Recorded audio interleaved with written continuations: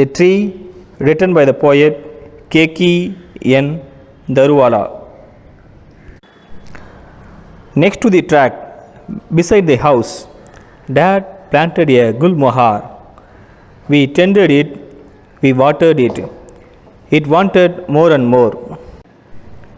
When first its little shoots of green spread across the boughs, some of us said, "Ha, that's great." And some of us said, "Wow." Its branches were so low we drove the goats away and cows. It really kept us on our toes. A baby tree needs care. Next year, the green fuss changed to leaf. Next year, the blossoms flared. It turned into a red roof tree, a thing of beauty rare. Its falling flowers and its shades, they covered off the track. It sheltered us from sun and rain. The tree had paid us back. We saw it grow, it saw us grow, from half shorts into pants. We ran around and climbed it.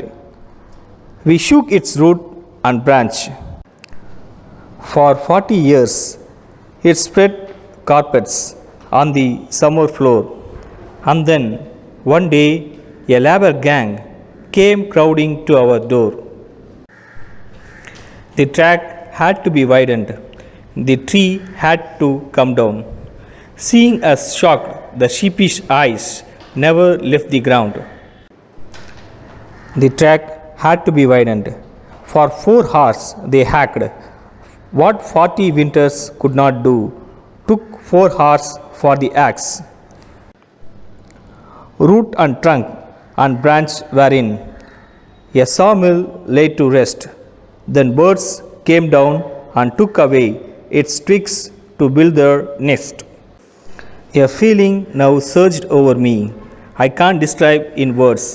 The tree which blessed my childhood still looked after fledgling birds. Hello, good morning my dear students. I welcome you all to this revision class of chapter 4, The Tree. Past 2 classes I made my best to explain the poem and have successfully completed. And in today's class, as I have informed yesterday, I am about to revise the question and answers of this poem. So listen carefully guys and immediately memorize the answers. Because very sooner, that is within a couple of weeks, you may be having second midterm test. So start preparing for the exam. Aim for the top marks by writing genuinely, because already other peoples have started giving a genuine answers paper. If at all, if you are in the wrong path by wrong guidance by any elders at home, immediately say no to those habits and be genuine, sincere and active to complete the second midterm test mission successfully. Okay students? The more you are good, the more goodness comes back to you in the form of blessings. The more you are participating wrong deeds, the more you will be dwelling in evils and worries in future. Right, I am not threatening you, but I am trying to give awareness. That is it. Stay blessed, healthy and happy. Okay, good. My dear kids, let me first give a summary of this beautiful poem, The Tree. Summary of the poem. The poem is a poignant tale of the death of a tree tended and cared for by the poet. Like a child, a tree needs care too. Trees are immensely important to man and are beneficial in innumerable ways. The poem describes how, in the name of development, trees are being felled, leading to deforestation, global warming, and other problems. The poet feels dismayed, and says, what 40 winters could not do, took 4 hours for the axe. Now I shall start reading the question and answers one by one and explain those. Your duty is to follow my instructions, especially read the answers immediately after the class and write and see. My wishes for you. The tree. Textbook, page number 55. C. Answer these questions. Question number 1. Where was the tree planted? I repeat, where was the tree planted? The tree had been planted next to the track beside the house. I repeat, the tree had been planted next to the track beside the house. In this answer, we could clearly understand that the sentence is in past perfect tense. The tree had been planted next to the track beside the house. Beside is a prepositional word meaning at the side of or next to. Preposition indicates the relationships between other words in a sentence. It also indicated the position of a noun in a sentence. Question number 2. How did the poet and the others react to the first shoots of green that appeared on the branches of the tree? I repeat, how did the poet and the others react to the first shoots of green that appeared on the branches of the tree? When the first shoots of green appeared on the tree, the speaker and his friends reacted enthusiastically. Some of them said, "Ha, that's great," and some of them said, "Wow." The reaction showed that they were completely involved with the growth of the tree and looked upon it with pride and affection. I repeat, when the first shoots of green appeared on the tree, the speaker and his friends reacted enthusiastically. Some of them said, "Ha, that's great," and some of them said, "Wow." The reaction showed that they were completely involved with the growth of the tree and looked upon it with pride and affection. This is the usual expression of any person who, when gets something from someone, maybe as a gift, etc., expresses this kind of phrases. In grammar, these kind of expressions are called as exclamatory. So also when you look at something that is extraordinary or expected or superstitious or amazing or marvelous, like the shoots of green from the plant that you have planted somewhere, surely without your knowledge you would share these kind of exclamation, that too enthusiastically, as it is given in the answer. These sort of expressions by the poet or his friends or family members cleanly describes their involvement in the growth of the plant or tree. It also expresses their pride and affection on the plant or tree. Question number 3. Which line tells you that looking after the tree kept the poet busy? I repeat, which line tells you that looking after the tree kept the poet busy.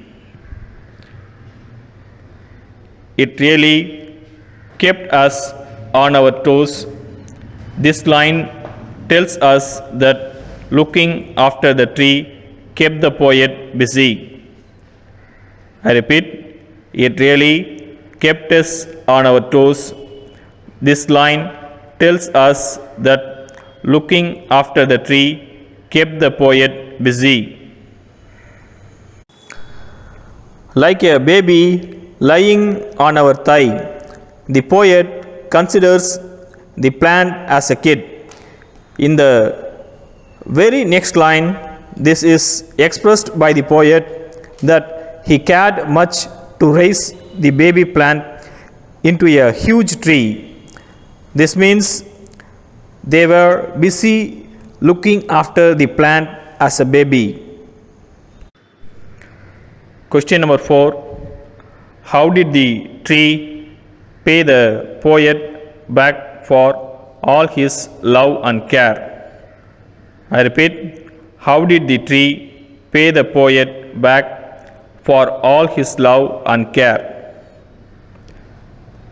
The tree sheltered the speaker and his family from sun and rain. It was a beautiful sight with its red blossoms that covered the track. The speaker and his siblings ran around it and climbed it. I repeat, the tree sheltered the speaker and his family from sun and rain. It was a beautiful sight with its red blossoms that covered the track. The speaker and his siblings ran around it and climbed it. As I have already mentioned in my previous classes, not only shade and blossoms, a tree gives almost everything for us. But here, most importantly, as a boy, the poet is describing that the tree protected them from sun and rain. Also, during that particular season, the red flowers started to fall from the tree. Those fallen blossoms that covered the track was a beautiful sight, not only for the poet but also for all those who have the aesthetic value, that is, value of admiring at something. Furthermore, the poet and his friends ran around and enjoyed being with that Gulmohar tree. Question number 5. How can you say that the tree was witness to the poet's childhood exploits? Quote the relevant lines from the poem to support your answer. I repeat, how can you say that the tree was witness to the poet's childhood exploits? Quote the relevant lines from the poem to support your answer. We saw it grow, it saw us grow. From off shorts into pants, we ran around and climbed it. We shook it root and branch. I repeat, we saw it grow, it saw us grow. From off shorts into pants, we ran around and climbed it. We shook it root and branch. Almost same concept is repeated in this answer too. The poet was growing along with the tree.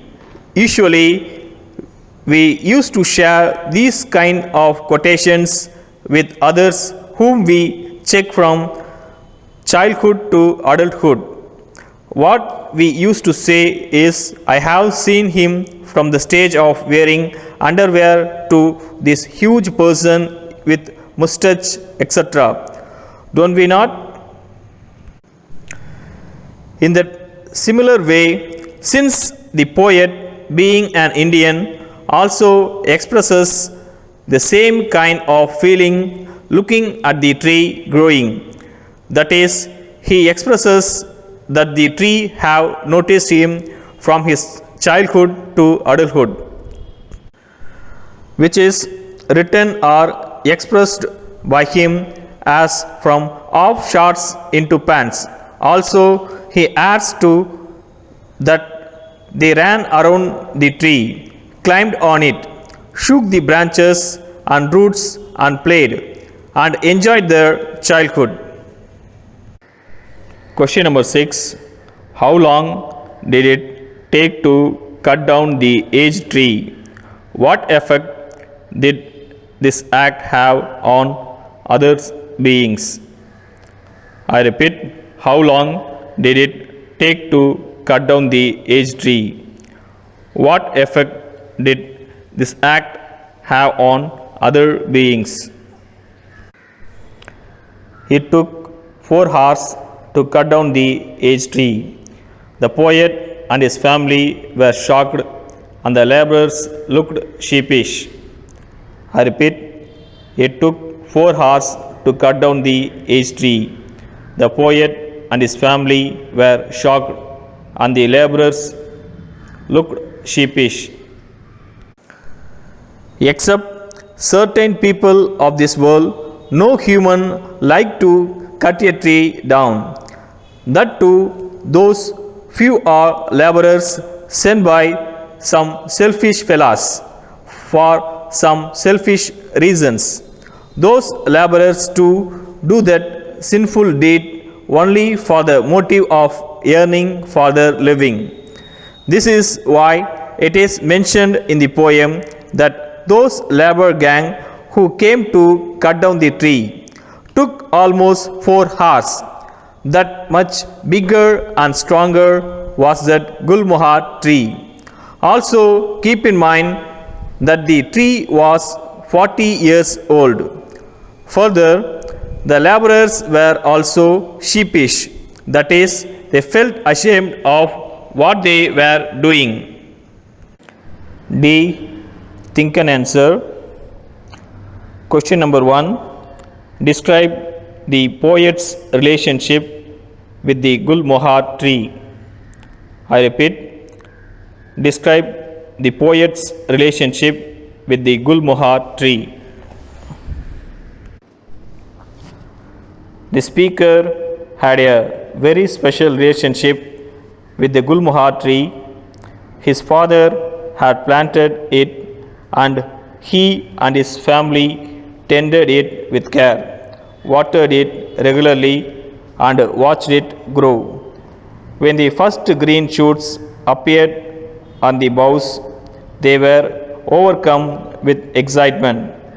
They drove away the cows and goats which could damage it, and spent a lot of time caring for it. The speaker watched it grow to a red roof tree which provided shelter from sun and rain and formed a beautiful canopy of red blossoms on the track. He ran around it, climbed on it, and shook its roots and branches. The tree was mute witness to his boyish exploits, and for 40 years it spread red carpets on the summer floor. When one day it was cut down to widen the track, and its root, trunks, and branches were sent to the sawmill, the speaker was filled with sorrow. However, when the twigs of the tree were taken away by birds to build their nest, he was overcome by a feeling of hope. The tree could not be forgotten, it still served a purpose. It was now a shelter for tiny birds that rested in the nest built from its twigs. The first specialty of that Gulmohar tree is that it was planted by his father.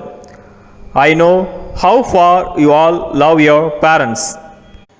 So, when they do something you all would admire. Similarly, when they give a task, you take the task very seriously and finish them so as to get appreciations from them. Then, next, the plant is so special because the poet loves plants. So, also their whole family. Hence, the family tended, watered, and cared the tree. They were in complete excitement. When they saw the first green shoot, that is, leaves arising from the tender stem, they were also driving away the cows and goats, which tend to eat the young leaves arising from that plant. Not only that, they spend a lot of time carrying the plant. Gulmohar tree produces red colored flowers.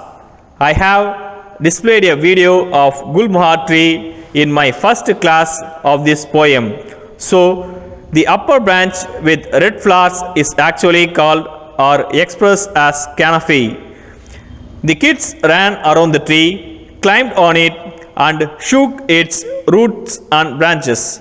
These are the usual ways how a kid plays around in a garden with the tree there.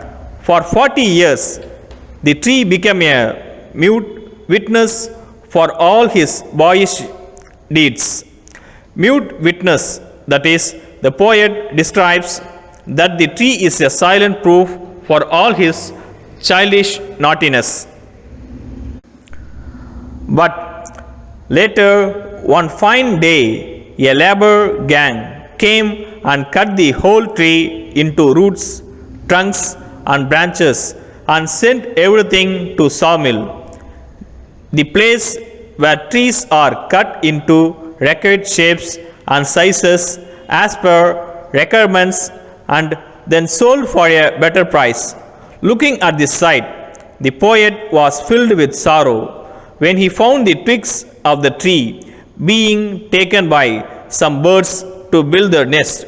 He felt later that the tree is fulfilling the other needs even after its fall. This created a hope in him. So, this teaches us all how we should be in our life, doing good to others always, even during our death and after our death, at least as an inspiration to other mankind.